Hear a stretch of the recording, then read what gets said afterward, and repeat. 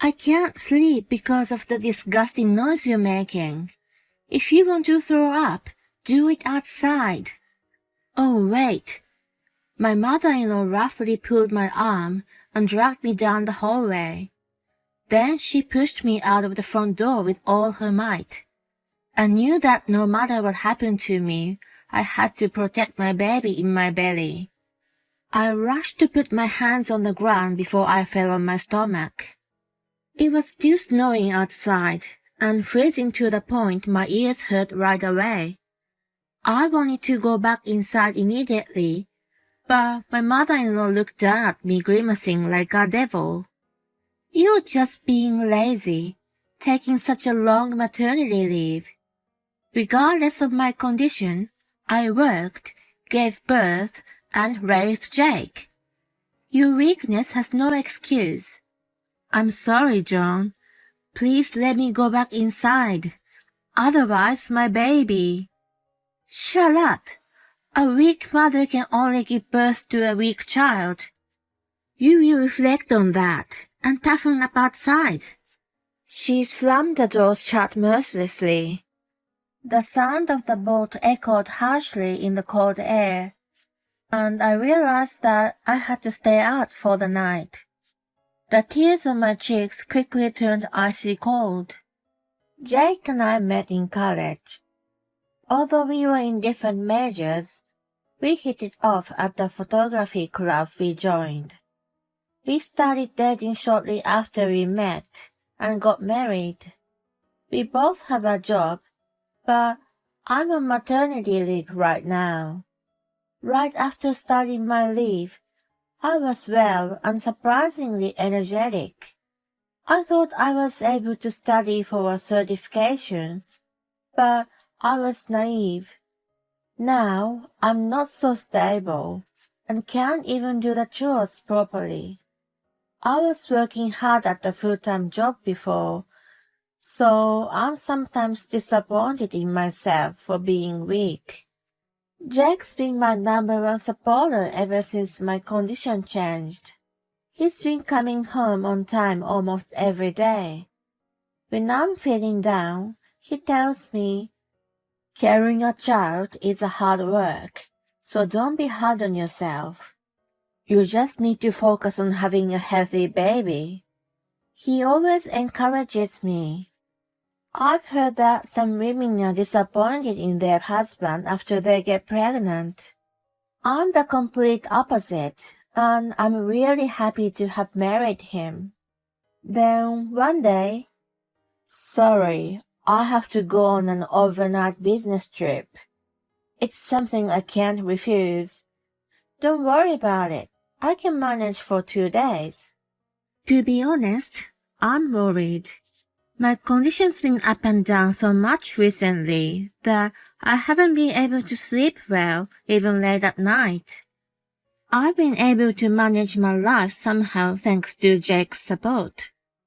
Even if I wanted to go back to my parents, I would have to fly to get there.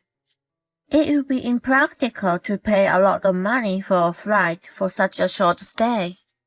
Jake seems to sense my uneasiness and gently puts my head into his chest. "So, I'm thinking, why don't you go and stay with my parents?" "Your parents?" "Their place isn't that far from here, and I'll feel safer if you're with them." I can't say yes to his suggestion right away because I'm not very fond of John, my mother-in-law. It was the first time I went to meet them upon our engagement.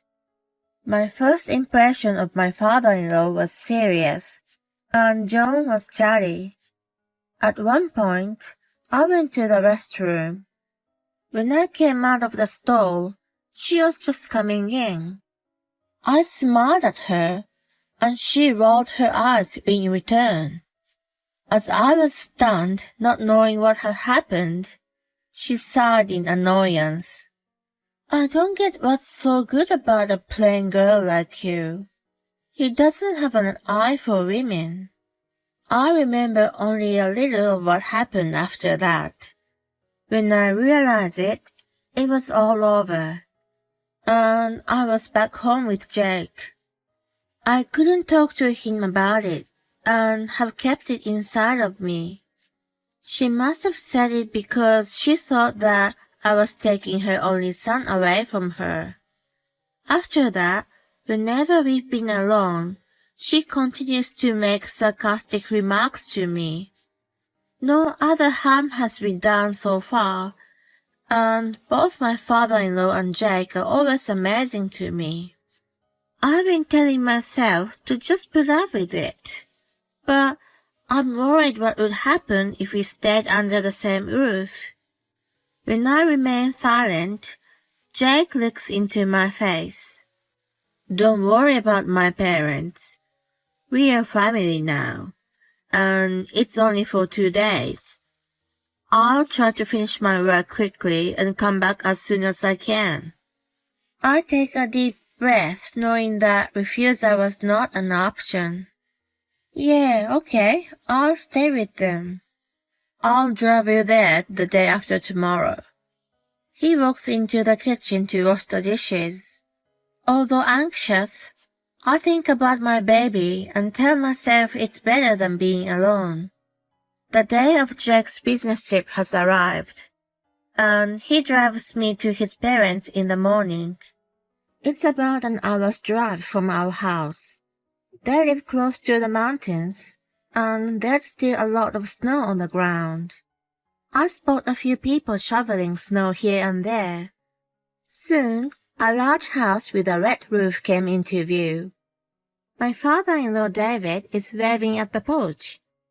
Next to him, John stands looking indifferent. Hi, Sheila. Long time no see. Yes, it's been a while.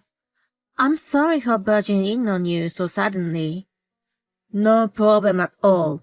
Where's your bag? Here, please look after her. Wait, come in and have a coffee with us. I have a train to catch. Honey, I'll call you later. Jack gives me a peck on my lips and gets in his car and drives away. It's the usual gesture, but the look I get from John is ice cold. It's the worst possible start, but I have to get through it anyway. With a sinking feeling, I follow David and enter the house. Immediately, a wave of nausea came over me. I feel so sick that my head starts spinning. However, John's spiteful look and piercing eyes feel more painful to me.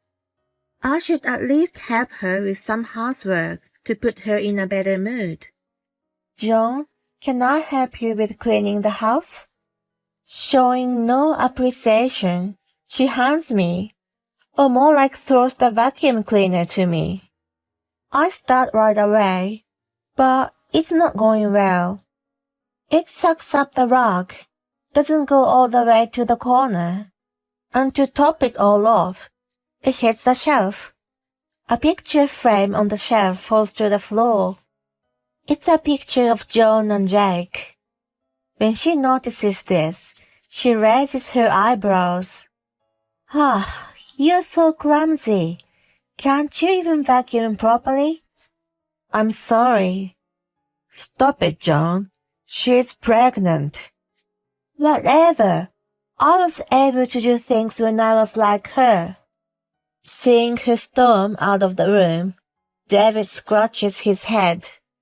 I'm sorry, Sheila. I'll talk to her later. Anyway, you should take a break. I've made your room. Thank you.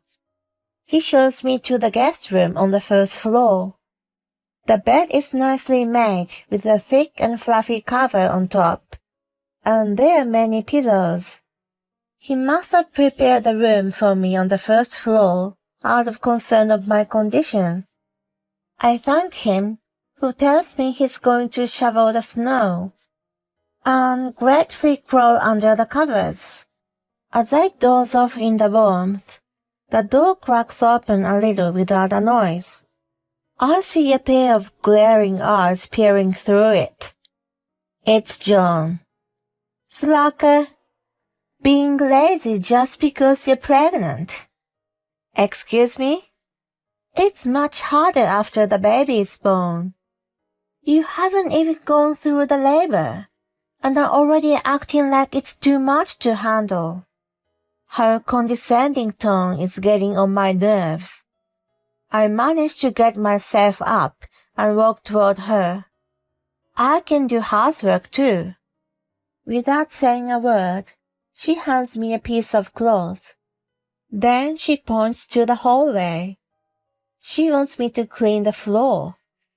I know that doing such a thing with my current body will be quite a burden, but I have no choice. At first, I manage it with a bit of enthusiasm and desperation, but then it starts to get harder and harder. I slip and almost fall flat on my stomach, but I hold myself back with my hands. I really don't want to cause any stress to the baby. In the meantime, the nausea returns, and I rush to the bathroom. As I curl up holding the toilet bowl, I hear Joan's voice. You useless! I'd rather you sleep than make a mess in my house. She disappears into the living room. I can't say or do anything, so I crawl back into my room. I shrink under the cover and try not to think about anything. Eventually, I fell asleep. It's the middle of the night. I wake up feeling nauseous and cower in the bathroom. David had left a sandwich and some tea in a thermal for me, but I can't even look at them. I gag and gag, but nothing comes out. Bitter saliva mixed with gastric acid spreads in my mouth, which only adds to the sick feeling. I'm crying and waiting for it to subside. Then I hear a heavy sound, like someone stomping down the stairs. The door to the bathroom, which I forgot to lock, opened suddenly. I can't sleep because of the disgusting noise you're making. If you want to throw up, do it outside. Oh, wait. Joan roughly pulls my arm and drags me down the hallway. Then she pushes me out of the front door with all her might. I knew that no matter what happened to me, I had to protect my baby in my belly. I rushed to put my hands on the ground before I fall on my stomach. It's still snowing outside and freezing to the point my ears hurt right away. I want to go back inside immediately, but John looked down at me grimacing like a devil. You're just being lazy, taking such a long maternity leave. Regardless of my condition, I worked, gave birth, and raised Jake. Your weakness has no excuse. I'm sorry, John. Please let me go back inside. Otherwise, my baby. Shut up. A weak mother can only give birth to a weak child. You will reflect on that and toughen up outside. She slams the door shut mercilessly. The sound of the bolt echoes harshly in the cold air, and I realize that I have to stay out for the night. The tears on my cheeks quickly turn icy cold. I think about where to get help, but I know it would be dangerous to walk around the unfamiliar place. It's pitch dark without many lights too. I sit down on the porch for now. I've been vomiting so much that I barely have energy left. I look around for something and see a storage shed in the corner of the yard. I manage to walk over to it and open the creaking door. Although it's cluttered inside, there's still enough space for me. As I sit, hugging my knees, my tears start rolling down again. I'm sheltered from the wind, but wonder if I would make it through the night. Even if I endure it, what would happen to our baby? As I sob, shivering in the cold, I hear the faint sound of a car in the distance. It's coming closer and closer and stops in front of the house. Thinking it might be Jake, I shout frantically, "Jake? Honey, help!" "Sheila?" Immediately the door opens, and I see the stunned Jake. He immediately takes off his jacket and puts it over me. "What are you doing here?" "Sheila? Jake!" I look up and see David running toward us in a panic. He's holding a flashlight in his hand. They take me inside the house and cover me with a thick blanket. David quickly prepares hot tea for me. My body is finally getting relaxed, but I can't stop thinking of John's face. Where's John? Don't worry about her. I'm sorry, It's okay. Jake hugs my shoulder tightly. Lethargy suddenly takes over me, knowing that I'm safe, and I faint. I'm awoken by the sunlight. I'm in a daze for a minute. Then the events of the night before gradually come back to me. Jake must have carried me after I passed out. I'm lying in bed. I open the guest room door with an uneasy feeling, wondering what happened after that. The first thing that jumps into my eyes is the sight of John sitting upright on the sofa. "Good morning." "Oh, did you sleep well?" "Yes, I did." Jake immediately comes next to me and gently hugs my shoulder. I sit down on the reclining chair as he urges me to do. John looks agitated. I scolded Mom. "I'm sorry, honey."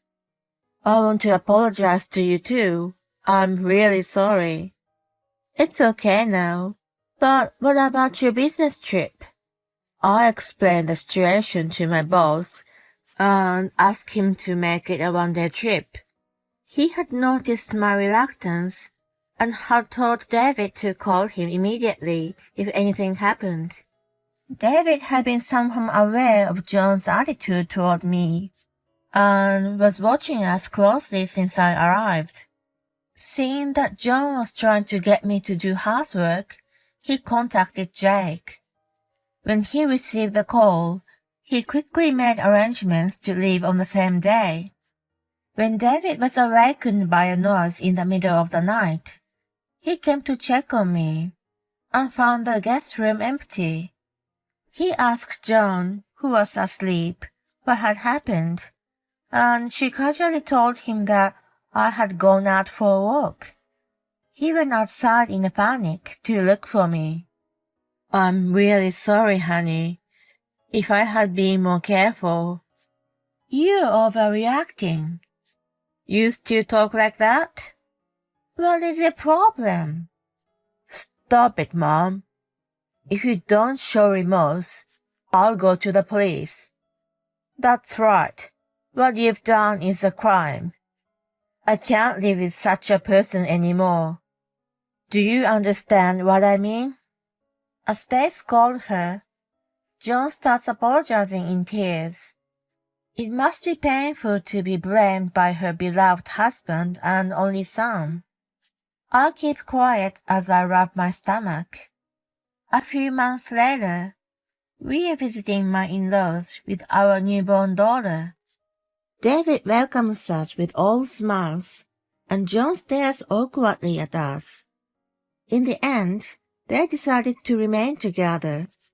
She's given an ultimatum that if she causes another trouble for me or others in the future, he will divorce her without a question.